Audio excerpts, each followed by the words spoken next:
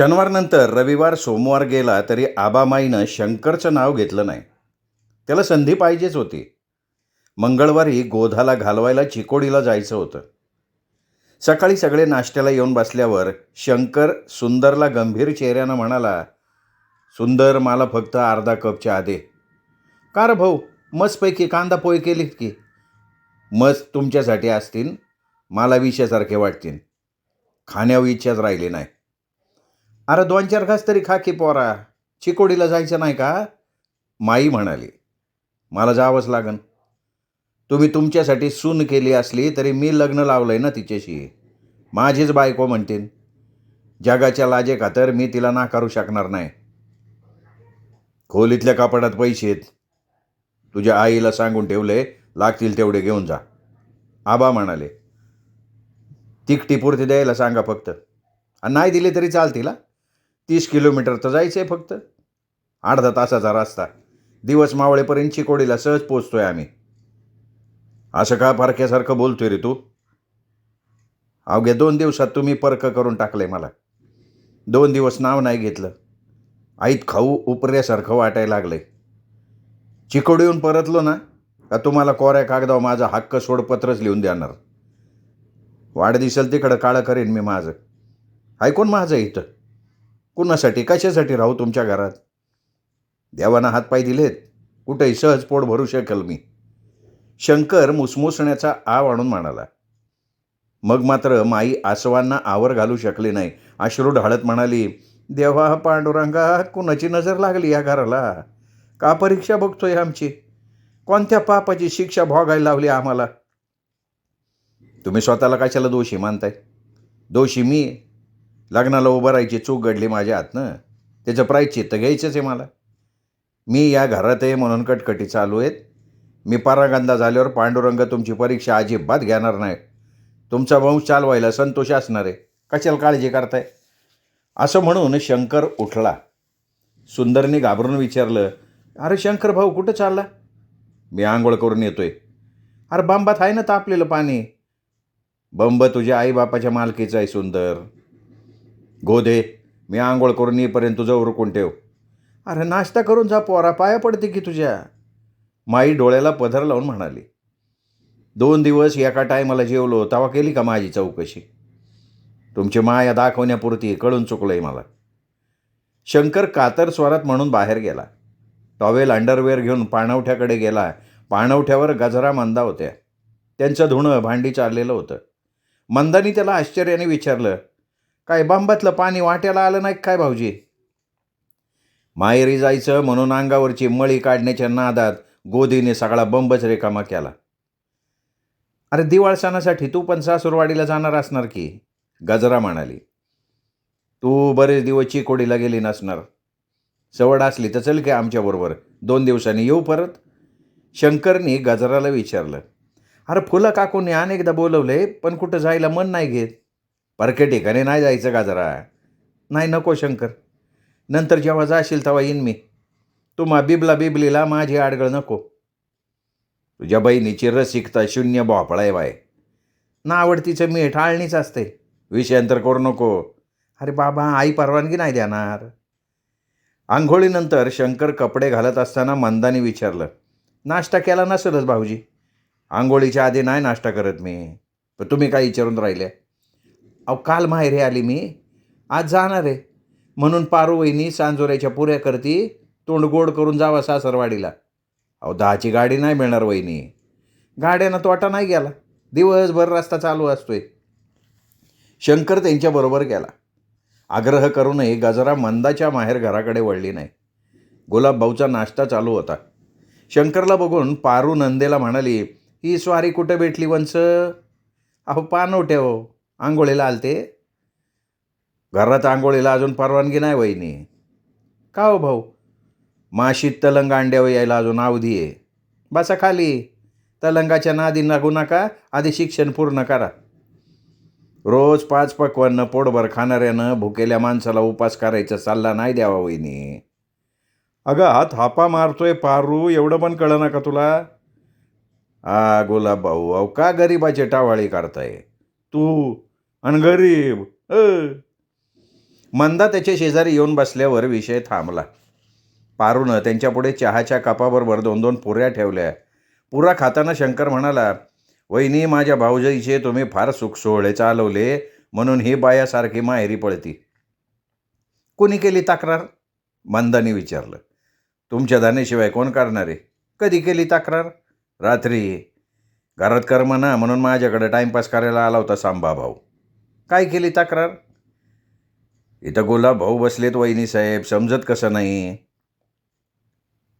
सटवाई, मर्याई अशी बरीच विशेष नामं माझ्यासाठी त्यांनी पाठ केली आहेत. कोणकोणती? तुम्ही पाठ केलेली त्यांच्यासाठीची विशेष नामं सांगता का? गुलाब भाऊ, तुमच्या कानाचे पडदे जागेवर राहणार नाहीत. अरे घरोघरी मातीच्याच चुली असते शंकर.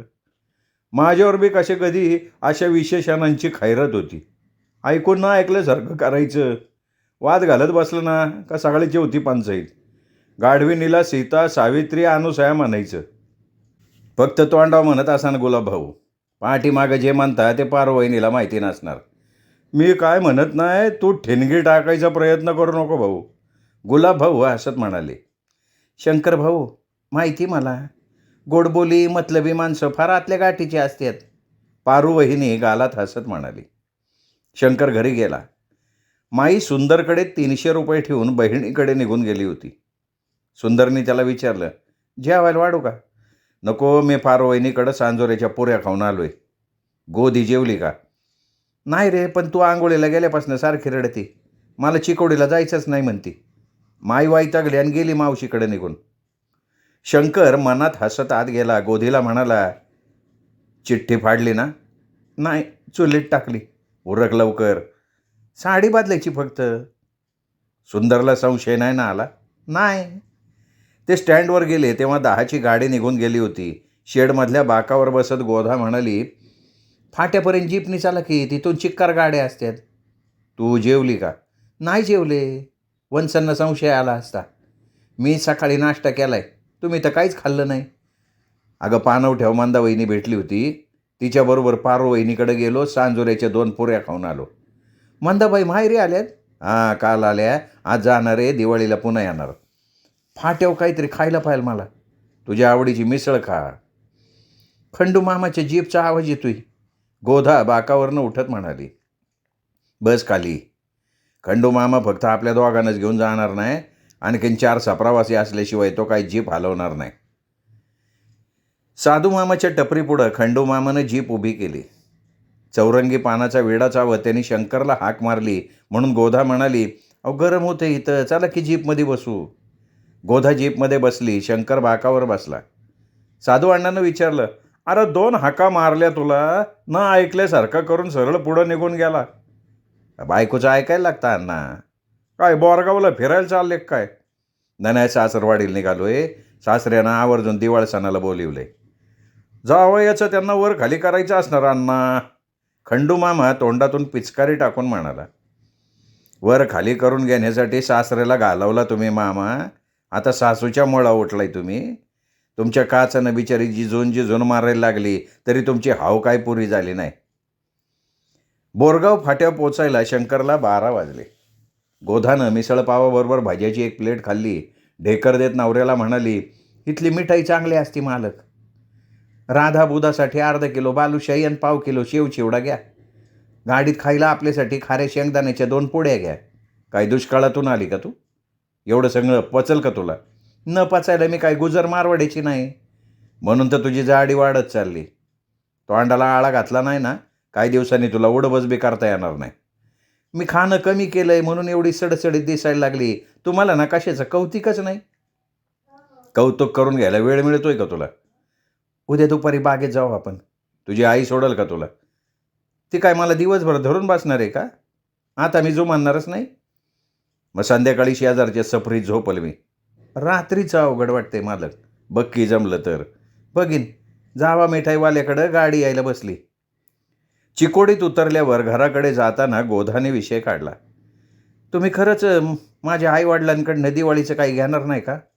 आता तुला घेतलंय की, आणखीन काय नको मला? अहो आईवडील नाराज होतील. अगं सोन्या नाण्याची हाऊस नाही आहे मला. काय द्यायचं त्यांच्या मनात असेल ना तर मोटरसायकल घेऊन द्यायला सांग, आणि ते बी आत्ता नको, पुढच्या महिन्यात. सांगते की ह्या गाड्याने जायचा यायचा त्रास तरी वाचन, गोधा आनंदून म्हणाली. आता मी जुमानणार नाही. गोधाच्या या साध्या वाक्यानं मामाचं घर येईपर्यंत शंकरचा पिच्छा काही सोडला नाही.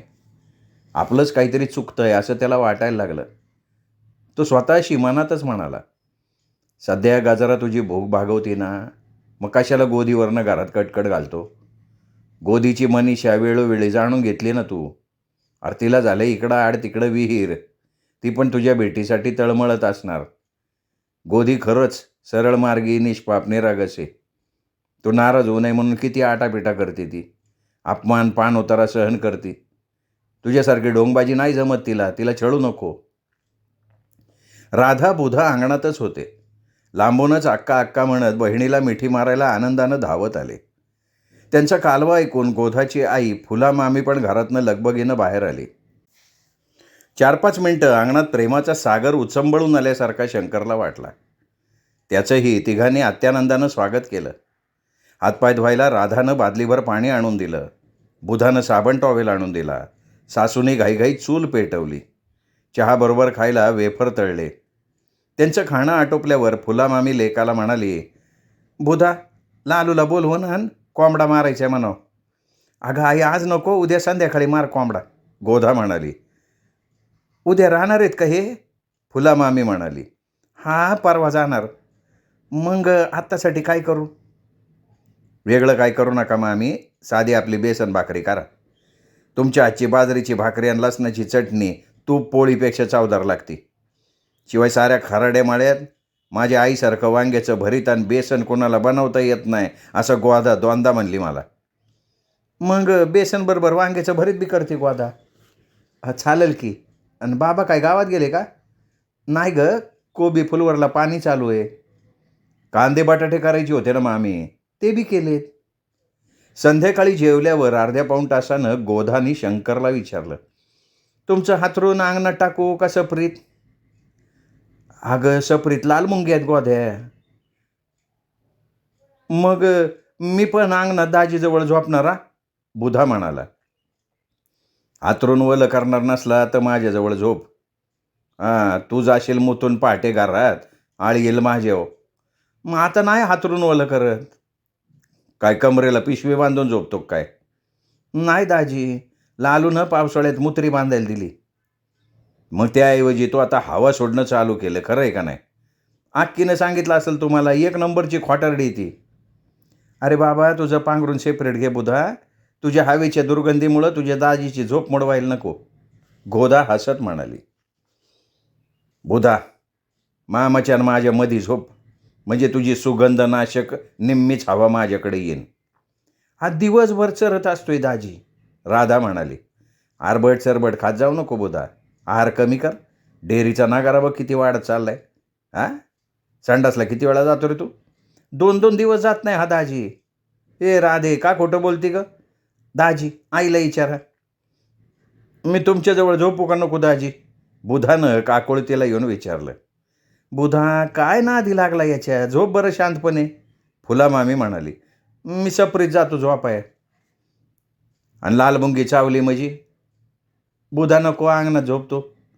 सपरीत अजूनही लाल डोळ्याचे 2-3 वटवागळे येत असतील, मग मुत्री बांधून काही उपयोग नाही, गोधा पण हसत म्हणाली. मग बुधा घरात पळाला. त्यानंतर शंकरनी मामाकडे मोर्चा वळवला. त्याने विचारलं, इथं आसपास चपटी मिळते का नाही मामा? उन्हाळ्यात मिळत होती, आता मिळते का नाही सांगता यायचं नाही. कसं येईल सांगता? जावई काय पारका आहे का तुमचा? भातचाच आहे ना? काय इज्जत घालवायला निघाले माझी. याचा अर्थ बाळमामाने जे सांगितलंय ते खरंय म्हणायचं. अरे दोघं तर्राठून वाड्यात पडले होते, लाज आबरू दिली सोडून यांनी. 11 वाजेपर्यंत शंकरने मामाच्या फिरक्या घेतल्या, अनेकदा हास्याचे फवारे उडवले. शेवटी मामानी तोंडावर पांघरून घेतल्यावर गोधा हसत आईचा हात धरून घरात झोपायला गेली. नंतर अर्धा पाऊण तास शंकरच्या पापण्या मिटल्या नाहीत. गाढ झोपेत असताना 1:30-2च्या सुमाराला त्याला एक विचित्र स्वप्न पडलं. भर उन्हाळ्याचे दिवस होते. अंगातून घामाच्या धारा वाहत होत्या. शंकर खंडूच्या जीपमध्ये फाट्यावरच्या ममता प्रसूती केंद्रापुढच्या चिंचेच्या झाडाखाली बसला होता. गोधाला तपासायला माई प्रसूती केंद्रात घेऊन गेली होती. त्याला 1 तास उलटून गेला होता. गोधाला 9वा महिना लागला होता. तिचं प्रमाणापेक्षा जास्त पोट दिसायला लागलं होतं. हातापायांना सूज आली होती. तिच्या काळजीने माई शंकरच नाही तर घरातले सगळे हवालदिल झाले होते. कंटाळा आल्यावर खंडू शंकरला म्हणाला, मी आज जाऊन येऊ का बघून भाऊ? नाही नको, तुला बघून डॉक्टरीने बिथरल, बाहेर थांबून राहायला सांगितलं आपल्याला. तेवढ्यात माई गोधाला हाताला धरून हळूहळू येताना दिसली. गोधाला जीपमध्ये बसवल्यावर शंकरने माईला विचारलं, काय सांगितलं ग डॉक्टरने? 15 दिवसांनी ॲडमिट करायला सांगितलं आहे, जुळं व्हायची शक्यता आहे, लय जपायला पाहिजे म्हणली. पोराची लय घाई केली तुम्ही भाऊ. सांगून ऐकलं नाही? मी अडाणी बाई, यांच्या जवान्या उतू चालल्या होत्या ना. माईने राग व्यक्त केला. तुझ्यामुळं गोष्ट या थराला आली माई. तुझा पहारा नडला आम्हाला. चोरून लपून फक्त 2दा भेटलो आम्ही, म्हणून डॉक्टरनी नीट जुळ्याची शक्यता बोलून दाखवली असेल. मला पाणी आणता का प्यायला? गोधा कातर सुरात म्हणाली आणि तेवढ्यात शंकरला जाग आली. तो ताडकन उठून बसला. घामानं डबडबला होता. बनियन ओली चिंब झाली होती. घाम पुसत स्वप्न आठवत राहिला. मी आता कोणाला जुमानणार नाही. गोधाचे निर्वाणीचं बोलणं त्याला पुन्हा आठवलं. त्याच्या अंगावर शहारे आले अक्षरशः. चंद्र माथ्यावर आला होता. त्याच्या धवल प्रकाशानं धरती उजळली होती. हजारो चांदण्या निळ्या आकाशात लुकलुकत होत्या. थंडगार हवा वाहत होती. काजव्यांचे पुंजके झाडाझुडपांभोवती विहार करत होते. रातकिड्यांची किर्र चालू होती. शंकरने शेजारी बघितलं. त्याचे मामा डोक्यावरचं पांघरूण न काढता शांतपणे झोपले होते. गोधाच्या आठवणीत तो उठून बसला. लघवी करण्यासाठी उघड्या अंगानं सफराच्या पलीकडे गेला. लघवी करून बांधावर 7 मिनिटं थांबून राहिला तरी नगाऱ्यासारखं पोट वाढलेली गोधा त्याच्या नजरेपुढून अंतर्धान पावली नाही. अंथरुणावर येऊन बसल्यावर मनात म्हणाला, गजराचा सल्ला घ्यायला पाहिजे. अनेक प्रकारच्या संतती प्रतिबंधक गोळ्या मार्केटमध्ये आल्यात. मी महिला डॉक्टरचा सल्ला घेतला आहे असं ती म्हणाली होती. धोक्याची सूचना देण्यासाठी आपल्याला स्वप्नदृष्टांत मिळालेला असावा. शहाणं बनायला पाहिजे. त्यानंतर शंकरने अंथरुणावर पडून निद्रादेवीची बराच वेळा आराधना केली. अनेकदा कुशी बदलली, पण त्याच्या पापण्या मिटूच शकल्या नाहीत. पडलेलं स्वप्न राहून राहून नजरेपुढे तरळत असल्यामुळे 2-2.5 तास ताटकळ पडली.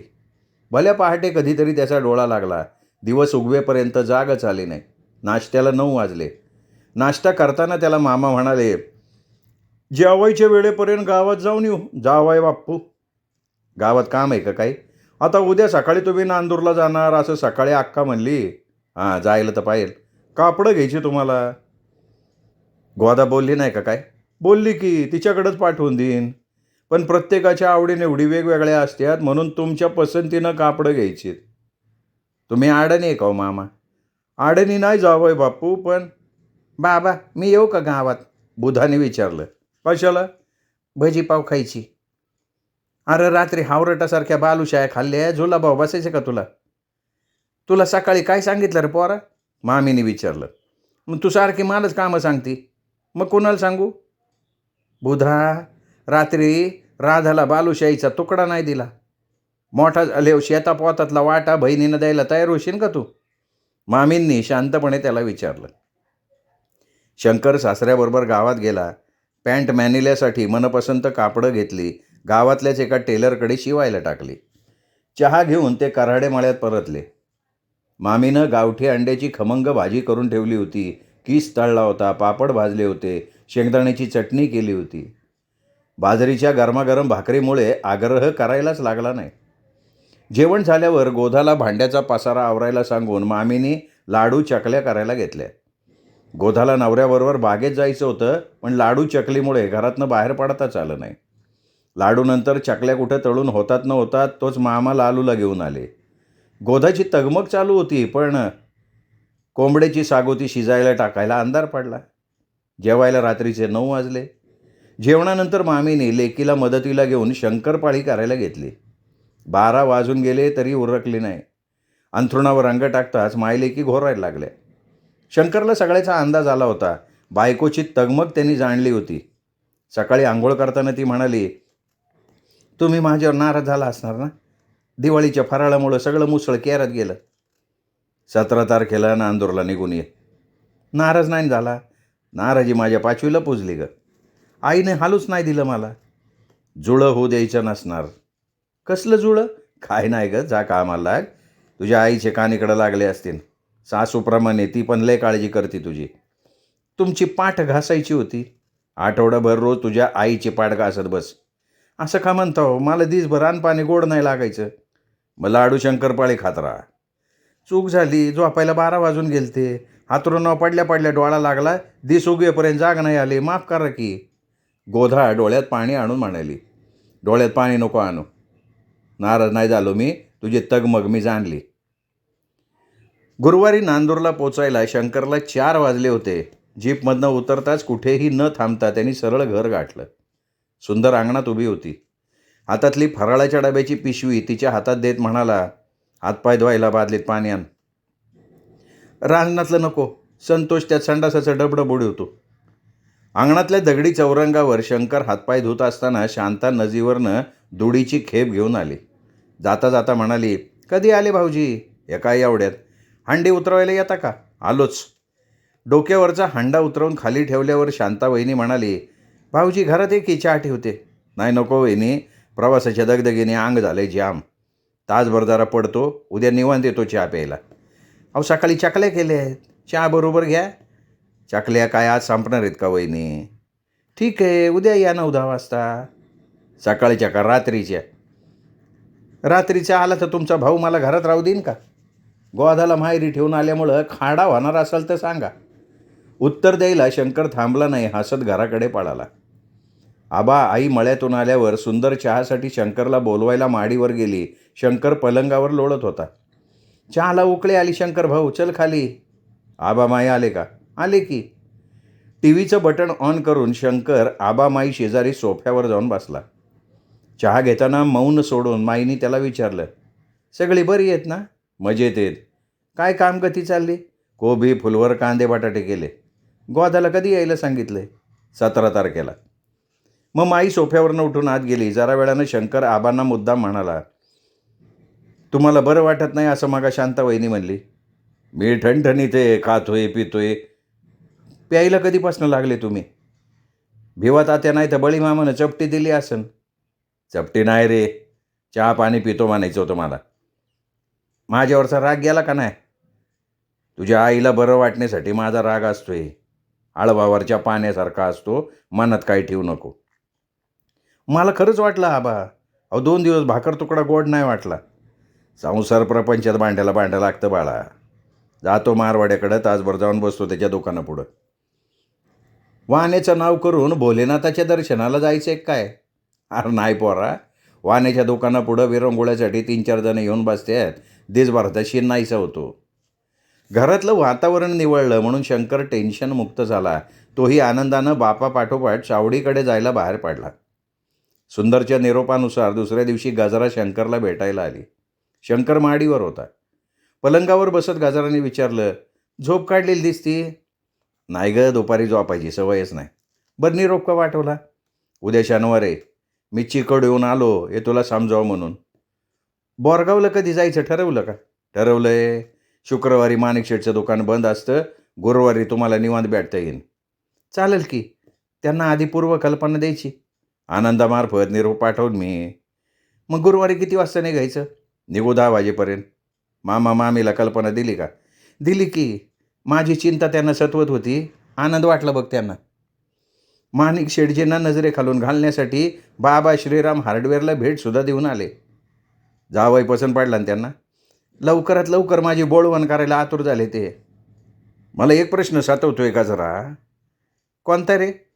तू मला जी चटक लावली, आता तुझी बोळवण झाले हो. अरे गोधा असन की इथं. माईची राखणदारी चालू असल्याचं माहिती नाही का तुला? मुलींनी 18 वर्ष पूर्ण केल्या बिगर नवऱ्याजवळ जायचं नाही. ते सगळ्या जगाला माहिती की रे. माझी मनस्थिती जाण की जरा. काय करावं? तू ते संतती प्रतिबंध गोळ्याबद्दल म्हणली होती ना, काय नाव गोळीचं? गोदाच्या मानाची तयारी झाली का? मी पटवली तिला. मी उद्या संध्याकाळी त्या गोळ्याचं मोकळं पाकिट तुला द्यायला घेऊन येते. जवळजवळ 8 तास गोळीची पावर टिकून राहते त्या. बाकी इफेक्ट नाही ना काय? आयुर्वेदिक गोळ्या आहेत शंकर. हे तू माईला पटवशील का? सांगन की.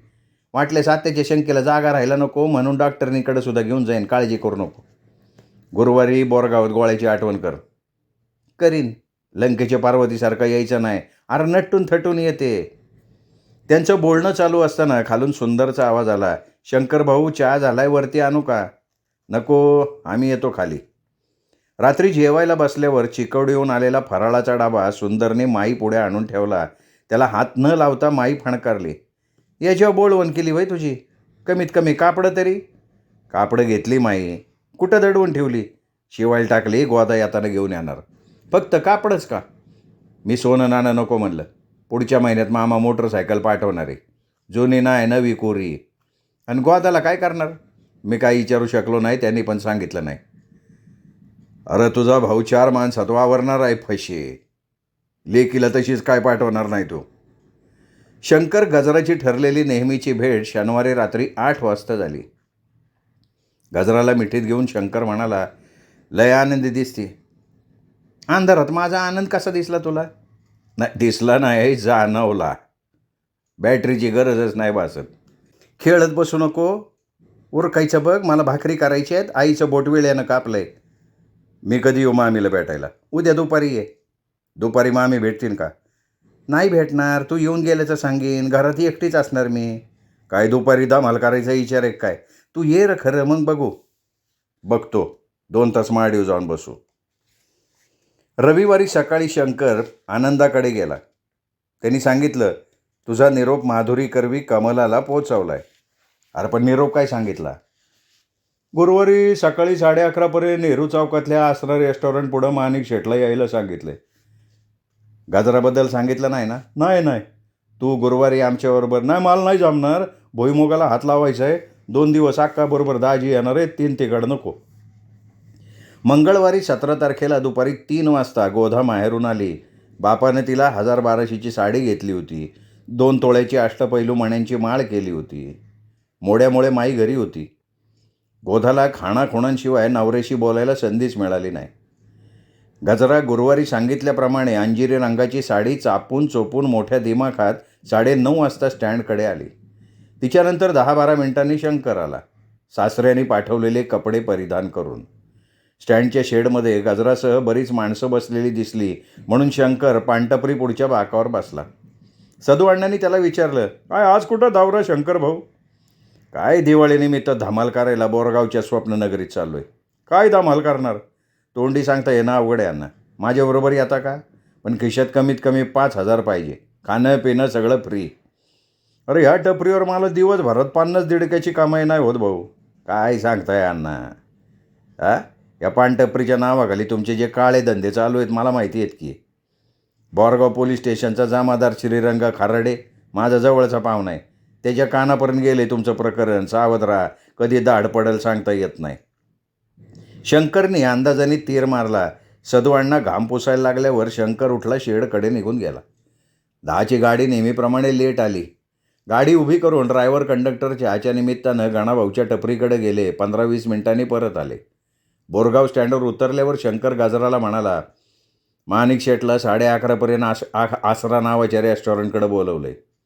आत्ता किती वाजले? 11:05 झाली. रिक्षानं जायचं का पायी? जाऊ की मग पायी. 10 मिनिटाचा तर रस्ता. मस्त मजेने रमत गमत. वाजंत्र्याला सुपारी द्यायला पाहिली होती. मला गाजरा घ्यायचा आहे. अगं चालती बोलती तू एवढी मोठी गाजरा असताना. मोगऱ्याच्या डब्बल पाकळीचा गाजरा घ्यायचा आहे शंकर भाऊ. या आधी सांगायचं नाही वे. चल रे बाबा, गप्पा थांबायच्या नाही तुझ्या. इथंच 12 वाजतील. आणि त्या गोळ्या कधी घ्यायच्या? येताना घेऊ. आठवण करीन मी. आणि एसटीत का नाही माझी शेजारी बसायला आली? जागा धरली होती. अरे चंपा त्यानं हाताला धरून जवळ बसून घेतलं. काय म्हणली? तुला सांगण्यासारखं नाही. खोटं बोलू नको. अरे डाव्या कानानं ऐकलं, उजव्या कानानं दिलं सोडून. बरोबर 11:30 वाजता माणिक शेटऐवजी कमला आसरा रेस्टॉरंटकडे आली. गजराला शंकरबरोबर बघून आश्चर्यानं थक्क झाली. जवळ येताच अत्यानंदानं तिने गजराचा हात हातात घेतला. शंकर म्हणाला, शेडजीनं यायला सांगितलं होतं कमला. आईवडिलांना सून बघायची, त्यामुळे दादा घरी थांबलाय. आवडली का वहिनी? फार मोठं गोड सरप्राईज दिलंस. मला अशीच हसरी लाघवी वहिनी हवी होती. दादाच्या आनंदाला सीमा नाही राहणार. मामीनी हिला महागावात दिली होती. अजून 1 वर्ष पण पूर्ण नाही झालं. नवऱ्यानं ठेवली रांड. तिचा नाद सोडायला तयार होईना म्हणून सोडून द्यायला लागला. घरी चालायचं ना? मला काय बा हे सगळं स्वप्नवतच वाटते. घर कुठे आहे तुमचं? अरे सुभाष चौकाच्या पुढे आनंदनगर. देशमुखाळीत आमचा आशीर्वाद नावाचा दुमजली बंगला आहे. फरलांगभर अंतर चालायला लागलं. माणिक शेठसुद्धा गजराला बघून थक्क झाला. तिचं स्वागत करताना म्हणाला, फार गोड धक्का दिला शंकरराव. फुलांची पायघडी अंथरून ठेवायला पाहिजे होती. चला चला आज चला. आई बाबा सोनमुख बघण्यासाठी आतुर होऊन दिवाणखान्यात बसले. गजरानं कमलाचा हात धरून उंबऱ्याच्या आत पाऊल टाकलं. तिला हवेत तरंगत असल्यासारखं वाटायला लागलं होतं.